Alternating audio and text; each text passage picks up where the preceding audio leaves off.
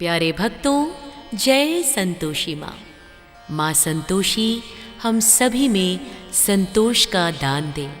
प्यारे भक्तों, संतोषी माता आनंद और संतुष्टि की हिंदू देवी हैं। किसी भी हिंदू शास्त्र में उनका उल्लेख नहीं है, इसलिए कई हिंदुओं को उनकी प्रामाणिकता पर संदेह है। 1970 और 80 के दशक के दौरान भारत के कुछ हिस्सों में उनकी पूजा बहुत ही लोकप्रिय थी, जिसका श्रेय जय संतोषी माँ नामक एक फिल्म को दिया जाता है। हालांकि पिछले कुछ वर्षों में उनकी लोकप्रियता में कमी आई है, फिर भी हिंदुओं द्वारा उनकी पूजा अत्यंत श्रद्धा के साथ की जाती है। माँ संतोषी शब्द का अर्थ है संतुष्ट या खुश, और माता का अर्थ है माँ, इसलिए संतोषी माता का अर्थ है खुशियों की माँ या खुशियों की संतुष्टि की देवी। भक्तों, अधिकतर माता रानी को तलवार के साथ 4 हस्त और उनके पिछले हाथ में त्रिशूल और बाएं हाथ में एक छोटी सी प्लेट के रूप में अधिकांश जगहों पर चित्रित किया जाता है। उनका दाहिना हाथ वरदा मुद्रा में है, जिनसे वे अपने भक्तों को वरदान देती है। उसने कुछ सोने के आभूषण और सुनहरे मुकुट के साथ फूलों की माला पहनी हुई है और वह लाल साड़ी पहनकर पद्मासन में बैठी है। भक्तों, यूं तो देवी के जन्म की कोई प्रामाणिक कहानी नहीं है, लेकिन रक्षाबंधन के दिन भगवान गणेश की बहन मनसा ने उनकी कलाई पर राखी बांधी थी और उन्हें उपहार दिए। यह देखकर उनके बेटों ने उनसे कहा कि उन्हें भी उन्हीं की तरह एक बहन चाहिए। हालांकि भगवान गणेश ने शुरू में मना कर दिया, लेकिन उनकी पत्नियों और ऋषि नारद के लगातार अनुरोध पर वे मान गए। इसलिए उन्होंने अपनी पत्नियों के सीने से उठती 2 लपटों से संतोषी माता की रचना की। आइए अब श्रवण करते हैं संतोषी माता की पावन व्रत कथा। एक समय की बात है, एक बूढ़ी विधवा थी जो एक गांव में अपने 7 पुत्रों के साथ रहती थी। सबसे छोटे दिनकारा को छोड़कर सभी काम करते थे, इसलिए महिला ने अन्य 6 लोगों से प्यार किया और उनका समर्थन किया, लेकिन नाटक किया जैसे कि वह सबसे छोटे बेटे से सबसे ज़्यादा प्यार करती है। वह उसे अपने भाइयों के भोजन का बचा हुआ खाना परोसती थी, लेकिन वह भोला था और उनकी चालों को नहीं समझ पाता था। आखिर माँ पर शक करे भी तो कैसे।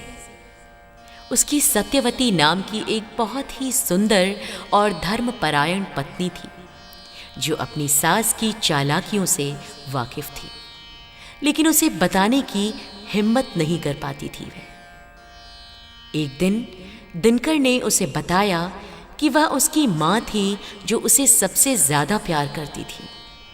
सत्यवती उसके भोलेपन को बर्दाश्त नहीं कर सकी और उसे सच बता दिया कि उसे स्पष्ट रूप से विश्वास ही नहीं हुआ।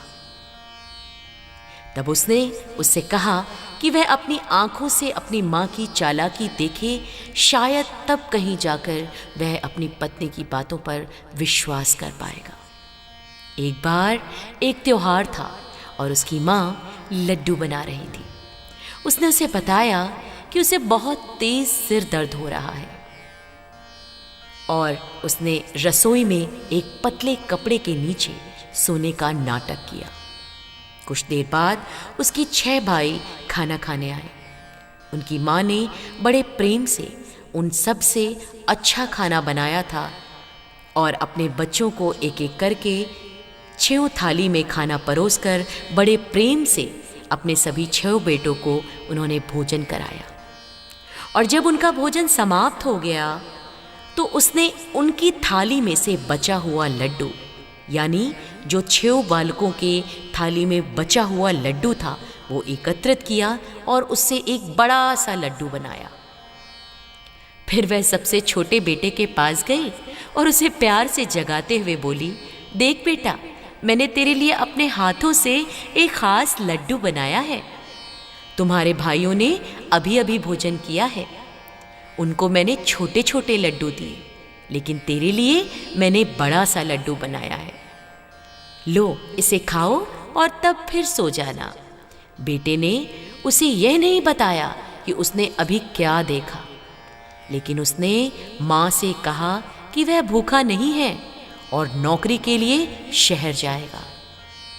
तब उसकी माँ ने जवाब दिया, किसी और दिन जाने के बजाय तुम अभी क्यों नहीं चले जाते? इसलिए उन्होंने तुरंत घर छोड़ने का फैसला किया और अपना सामान पैक कर निकल गया। घर से निकलते समय वह अपनी पत्नी से मिला और उसे स्मृति चिन्ह के रूप में एक अंगूठी दी और उससे कुछ ऐसा मांगा जो उसकी याद दिलाए। उसने कहा कि उसके पास गाय के गोबर के अलावा और कुछ नहीं है, इसलिए अपनी शर्ट पर अपने पत्नी के हाथों की छाप ले ली। कुछ दिनों तक चलने के बाद वह एक दूर नगर में जा पहुंचा। वहां उसने एक दुकान के एक व्यापारी से संपर्क किया और नौकरी मांगी। व्यापारी को एक नौकर की आवश्यकता थी, इसलिए उसने उस लड़के को रख लिया। दिनकर ने वहां बहुत मेहनत, बहुत ही ईमानदारी से काम किया। वह सुबह 7 बजे से रात 12 बजे तक काम करता और कभी छुट्टी नहीं लेता। कुछ दिनों बाद उसने हिसाब भी रखना शुरू कर दिया। जल्द ही व्यापारी का काफ़ी मुनाफा बढ़ने लगा। उसकी बुद्धिमत्ता, कड़ी मेहनत और ईमानदारी से प्रभावित होकर व्यापारी ने उसे व्यापार में साझेदारी की पेशकश की और 12 साल बाद वह एक मशहूर बिजनेसमैन बन गया। फिर व्यापारी दुकान की सारी जिम्मेदारी उसके कंधों पर छोड़कर तीर्थ यात्रा के लिए चला गया। लेकिन वह इस बात से अनजान था कि उस दौरान उसकी पत्नी पर क्या बीत रही थी। उसके जाने के बाद ससुराल वाले उसे अत्यंत अलग अलग तरीके से प्रताड़ित करने लगे। तरह तरह की यातनाओं का सहन करना पड़ा उसकी पत्नी को। वे उससे घर के सारे काम करवाते थे और उसे ठीक से खाना भी नहीं देते थे। एक पेट का भोजन भी उसे ठीक से नसीब नहीं था। एक दिन वह जंगल में लकड़ियां बीनने गई तो देखती है कि कुछ महिलाएं व्रत कर रही हैं। वह उन महिलाओं के पास गई और उन व्रत का कारण पूछा तो काफ़ी पूछने पर उसे पता चला कि वे सभी महिलाएं संतोषी माता का व्रत कर रही हैं। उनमें से एक महिला ने उसे अनुष्ठान के लाभ और विवरण के बारे में बताया। जब उसने काफ़ी आग्रह किया, यह सुनकर सत्यवती को बहुत ही आनंद की अनुभूति हुई। उसने मन में विचार किया कि क्यों ना मैं भी संतोषी माता का व्रत करूं, क्यों ना मैं भी माँ की कृपा पाऊं। वह भी व्रत करने लगी। वह लकड़ियां बाजार में बेचकर गुड़ और भुने हुए चने ले आई। उसने व्रत रखा और व्रत अनुसार व्रत रखने के बाद देवी से प्रार्थना की और अगले ही शुक्रवार को उसे अपने पति का पत्र मिला और उसके अगले शुक्रवार को उसे पति से कुछ पैसे भी मिले। लेकिन वह इससे खुश नहीं थी क्योंकि वह अपने पति से मिलना चाहती थी। इसलिए वह मंदिर गई और देवी से निवेदन किया, हे माँ, मैंने पैसे कब मांगे? मैं सिर्फ अपने पति से मिलना चाहती हूँ। कृपा करके मेरी इस इच्छा को पूरी करें। माता रानी की कृपा से उसी रात दिवाकर के सपने में माता रानी ने दर्शन दिए और उसे अपनी पत्नी के पास लौटने की सलाह दी। लेकिन काम के बोझ के कारण वह ऐसा नहीं कर सका। उसने उससे कहा कि उसकी पूजा करो और वह एक रास्ता खोज लेगा। देवी के आदेशानुसार उसने ऐसा ही किया और एक दिन में ही सभी वस्तुओं को बेचने में सक्षम हो गया। देवी की कृपा पाकर अपने गांव लौट आया और अपनी पत्नी के साथ जो कुछ भी हुआ उसे सुनकर उसी घर में एक अलग कमरे में रहने लगा। जल्द ही उनकी माँ को पता चला कि उनकी खुशी संतोषी माता के व्रत करने से है, जो उनकी पत्नी कर रही थी। इसलिए एक दिन उद्यापन के दिन उसने प्रसाद में खट्टी चीजें मिला दी।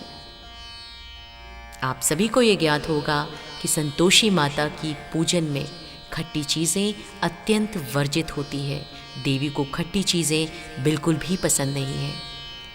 इस प्रकार दोनों पर देवी को क्रोध आ गया, क्योंकि खट्टी चीजें उनकी पूजा से सख्त वर्जित है।